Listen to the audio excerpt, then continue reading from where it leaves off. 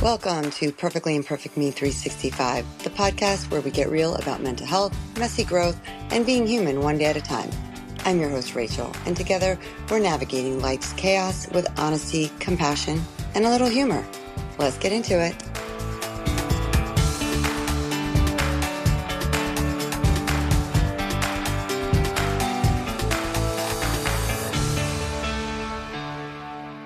Hey, thanks for joining. And today I want to talk about something that I have been seeing a lot on the internet about, and there's a lot of confusion. So I want to talk today about depersonalization and derealization disorder, which I'm going to call DPDR because that is the shorthanded acronyms for it. Because honestly, this is one of the most misunderstood experiences in the mental health world.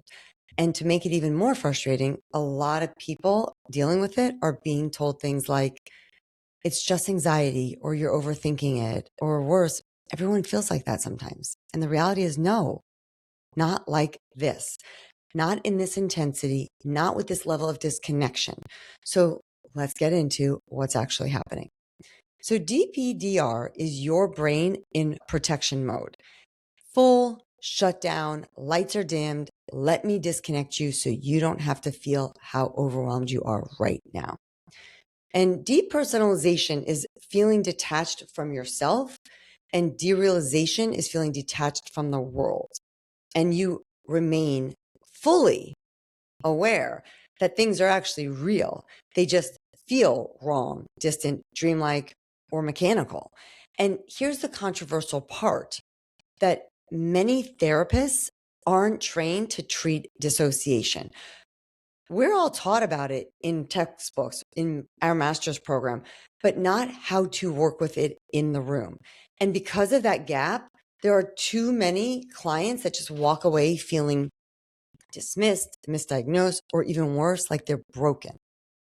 The reality is, no, you're not broken. You just need someone who understands that territory. So here's what to look for and why it matters. The first thing is a trauma-informed therapist.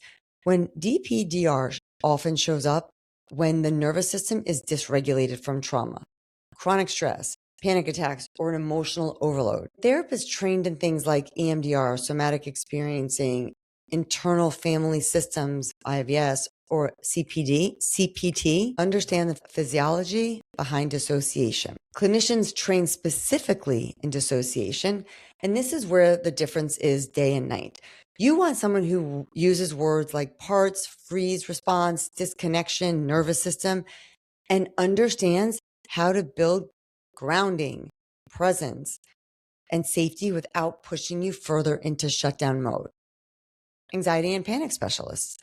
DPDR frequently rides shotgun with panic disorder. So clinicians who treat panic skillfully usually understand the patterns, the triggers, and the cycle of fear and the symptoms. Therapists who understand mind-body work. If your therapist never talks about breath, grounding, or your vagus nerve, that might not be the person for DPDR. And yes, DBT can absolutely help. DBT gets a reputation for being just for emotion regulation, but that's really outdated thinking. DPDR often comes with emotional overload, distress intolerance, spiraling thoughts, fear of the sensations, difficulty grounding back into the body. And DBT has skills for all of that. Chip skill, pace breathing, wise mind, grounding, self-soothe, observing without judgment. And these are genuinely effective for reducing DPDR intensity and the fear. It's not going to cure DPDR on its own, but it's a powerful tool in the overall treatment plan. And so here's another controversial thing and truth about DPDR. It isn't something that you could think your way out of. This isn't a mindset problem, guys. It's a nervous system problem. You can't logic your way out of a dissociative state. It's like I tell my clients, you cannot overcome emotion mind with reasonable mind, nor can you create reasonable mind with emotions. You have to blend the two.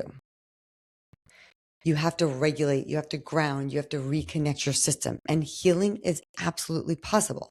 Because guess what? The brain, it's resilient. The nervous system is plastic.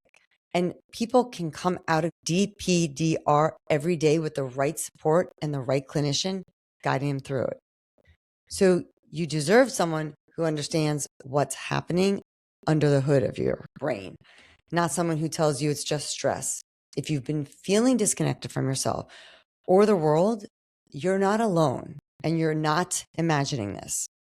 You just need a therapist who actually understands dissociation. They are out there. You just have to know what to search for.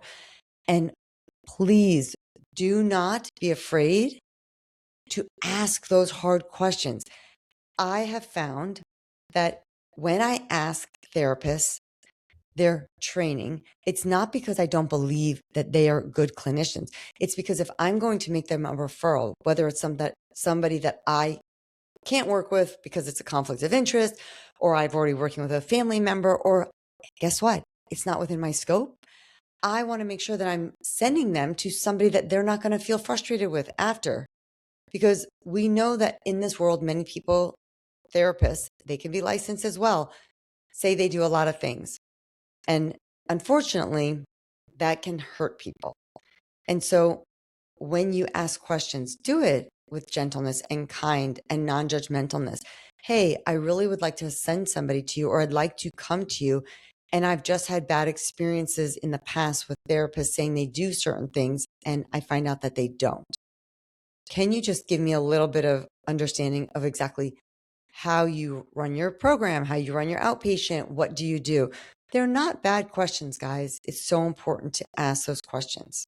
So if you have experienced depersonalization or derealization, please get some understanding about who you can go to, who can help you. You're not crazy, you're not broken, and you're not dramatic.